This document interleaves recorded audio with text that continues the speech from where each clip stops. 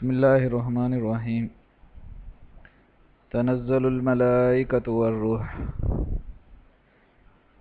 Dear first year students, today we are going to start our next lecture on the topic of biological method.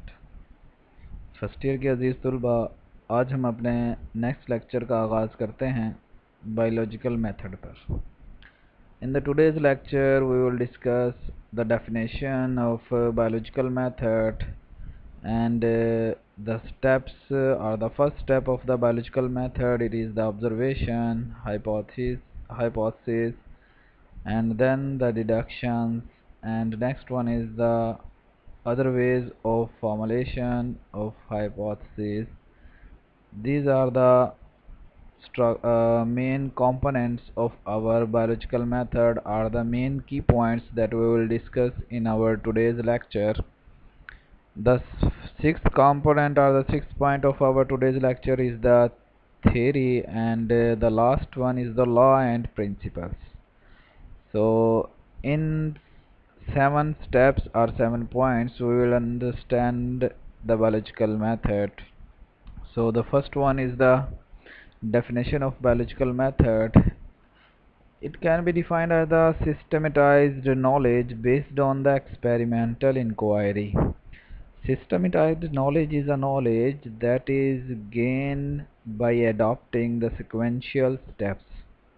अजीज़ तलबा, अगर हम biological method को define करें तो हम ये कहते हैं कि ये एक मरहलावार इक़दामात से हासिल होने वाला एक नॉलेज है जिसकी बुनियाद तजर्बात पर होती है. ये इसकी बुनियादी तारीफ़ बनती है. A method used to solve a biological problem. We can also define in this way a method that is used to solve a biological problem. It is called biological method. दूसरे तरीके से अजीज़ तलबा हम इसको इस तरह से भी बयान कर सकते हैं कि वो तरीक़ाकार जो किसी बायोलॉजिकल प्रॉब्लम को सॉल्व करने के लिए इख्तियार किया जाता है बायोलॉजिकल मेथड कहलाता है. The sequential steps in search of truth.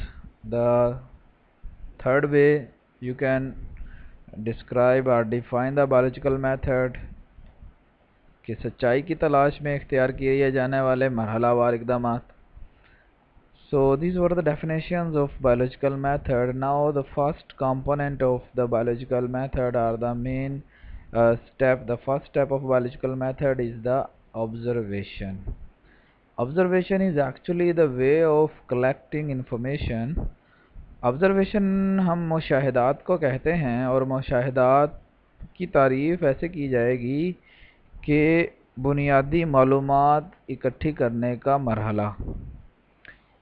And the students we get the basic information with our related questions or the problem by use of our 5 senses. Means the 5 senses are used to observe the natural phenomena like vision, hearing, smell, touch and taste. These are the 5 senses by which we collect the information about the natural phenomena or a problem relating to the living organisms. अजीज़ तलबा, अगर हम देखें तो इंसान अपनी 5 हवासे खमसा को इस्तेमाल करते हुए किसी भी बायोलॉजिकल प्रॉब्लम या किसी भी क्वेश्चन से रिलेटेड मालूमात इकट्ठी करता है. और इसी ही तरह से मज़ीद देखा जाए आजकल के दौर में जहाँ पर हमारी 5 हवासे खमसा काम नहीं करती, वहाँ पर हम साइंटिफिक इक्विपमेंट्स और केमिकल टेस्ट के ज़रिए से किसी भी चीज़ के बारे में मालूमात इकट्ठी करते हैं. जैसे हम वायरसेस की केमिकल कॉम्पोजिशंस या उनकी मौजूदगी के लिए केमिकल टेस्ट करते हैं, बायोलॉजिकल टेस्ट करते हैं, या इसी तरह से वायरसेस और बैक्टीरिया को देखने के लिए ब्लड या ह्यूमन सैंपल्स में से हम माइक्रोस्कोप्स और दूसरे साइंटिफिक इंस्ट्रूमेंट्स का इस्तेमाल करते हैं.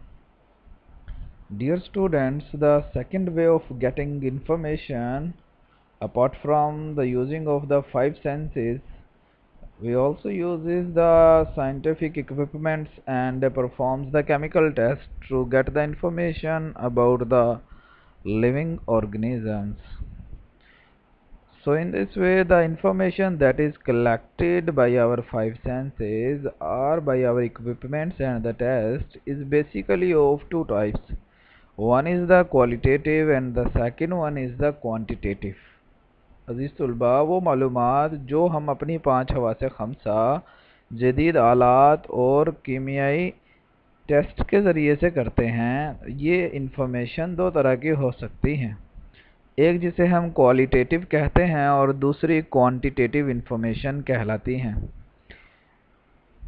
The qualitative information are those that tells about the quality of the things, and these are less accurate because we cannot measure these informations by any type of the instrument, and the information that is in term of quality cannot be recorded in the numbers.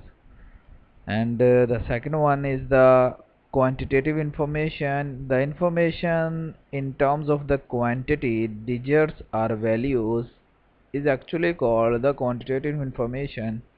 And the quantitative information is more accurate because we can measure these quantities by equipments, as for example, weight can be measured in kilograms 1 to 3 and lower values as well, and we can also record these information in terms of number.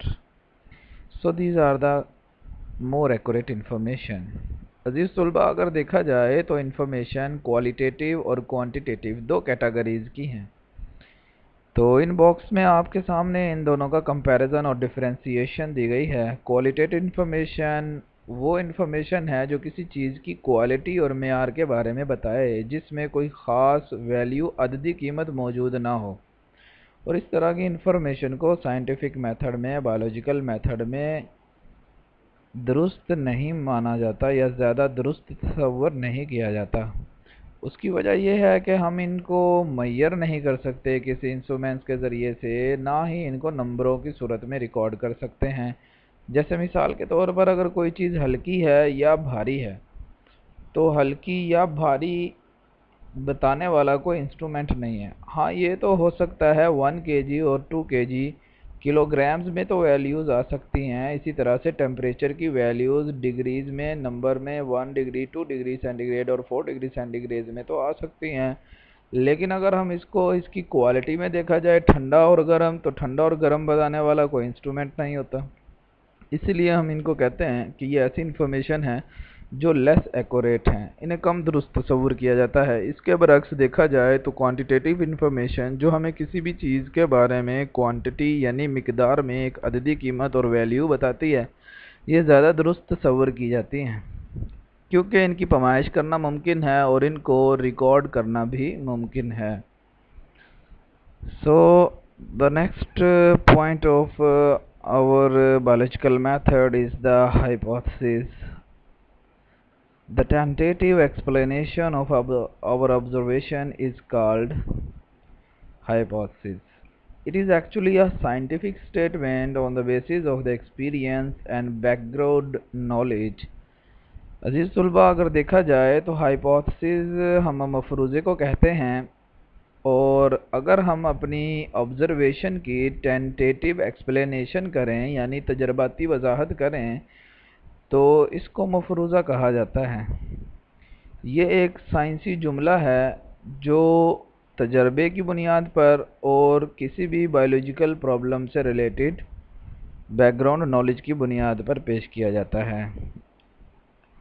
A hypothesis can be the consequence of deductions. यानी hypothesis को यानी मफरूज़े को हम deductions के ज़रिए से बनाते हैं। So the deductions are actually the tentative explanations of our hypothesis. Deductions are drawing the possible conclusions from hypothesis. Deductions नताइज अखज़ करने को कहते हैं, और डिडक्शंस को हम दो तरह की कैटेगरीज में डिवाइड करते हैं। One is the deductive reasoning. It moves from general to specific. As for example, all birds have wings, and we use if and then logic in the deductive reasonings. And in our example, as that we have supposed the hypothesis is all birds have wings, we can convert this hypothesis into if and then logic. If a bird, a living organism, has wings, then it is a bird. So you can convert this hypothesis all birds have wings into if and then logic. So in the deductive reasoning, as we are moving from the general principles to a specific conclusion, so our hypothesis, a general principle is that all birds have wings. Then we observe a living organism, that is sparrow, and we observe sparrow has wings. Then we conclude that sparrow is a bird. So it is our reasoning that moves from general to specific. It is called deductive reasoning. The second type of the reasoning is the inductive reasoning. In this reasonings, we move from general to specific to general. As for example, sparrow is a bird because of wings, and then we conclude that all birds have wings. अजीज तुलबा, अगर देखा जाए तो deductions मफरूज़े से ख़ास नताइज अखज़ करने का नाम है। डिडक्टिव रीजनिंग में हम जनरल प्रिंसिपल से किसी ख़ास नतीजे की तरफ सफ़र करते हैं या नतीजे की तरफ पहुंचते हैं। जैसे मिसाल के तौर पर देखा जाए, तमाम परिंदों के पर होते हैं, तो इस मफरूज़े को हम इफ़ और देन वाली लॉजिक में इस्तेमाल करते हैं। जैसे ये मफरूज़ा है कि तमाम परिंदों के पर होते हैं, तो इसको हम इफ़ और देन लॉजिक में इस तरह से तब्दील कर सकते हैं कि अगर किसी ज़िंदा जानदार में विंग्स हैं तो वो परिंदा है। सो इस तरह से हम डिडक्टिव रीजनिंग में आम असूल से ख़ास नतीजे की तरफ बढ़ते हैं। तो हम स्पैरो, जो कि एक ख़ास परिंदा है, इस पर ऑब्जर्वेशन करते हैं और इसमें देखते हैं क्या विंग्स मौजूद हैं। फिर हम इस स्पैरो के बारे में ये ख़ास नतीजा पेश करते हैं, sparrow has wings and then it is a bird. So it is the reasoning that moves from the specific to general. तो इस तरह से ये एक ऐसा तरीका इस्तेखराज है जो जनरल असूल से किसी ख़ास नतीजे की तरफ पहुंचता है। और इसी ही तरह से अगर देखा जाए, इंडक्टिव रीजनिंग में हम किसी ख़ास नतीजे से एक आम असूल बना लेते हैं। जैसे मिसाल के तौर पर हमारी मिसाल है कि स्पैरो इज़ अ बर्ड। हमने ऑब्ज़र्व किया या हमने ये देखा स्पेसिफिकली स्पैरो में कि स्पैरो एक परिंदा है, इस बुनियाद पर कि उसके अंदर विंग्स मौजूद हैं। तो फिर हम इस स्पैरो पर एक ख़ास ऑब्ज़र्वेशन करते हुए एक आम असूल ये बना देते हैं कि तमाम ज़िंदा जानदार जिनमें विंग्स होंगे वो बर्ड्स कहलाएंगे। तो इस तरह से हम इस स्पैरो इज़ अ बर्ड से मूव करते हैं, ऑल बर्ड्स हैव विंग्स। इस तरह की रीजनिंग को इन डिडक्टिव रीजनिंग का नाम दिया जाता है। तो ये दो तरह की रीजनिंग होती है बायोलॉजिकल मेथड में हाइपोथेसिस से नताइज अखज़ करने के लिए। So the next key point of our today's lecture is the other ways of the formulation of hypothesis. Number one is the intuitions or imagination. It means the thinking or the imagines or the thoughts of the scientist that is performing an experiment on the living organism. अजीज़ तलबा, अगर हम देखें तो scientific method से हटकर यानी deduction से हटकर भी हाइपोथेसिस बनाया जा सकता है, जिसमें 5 असूलों को मद्देनज़र रखा जाता है, जैसे इंट्यूशंस और इमेजिनेशंस, तसव्वुरात और ख़यालात। और इसी ही तरह से जो दूसरा मरहला एस्थेटिक प्रेफरेंस का है।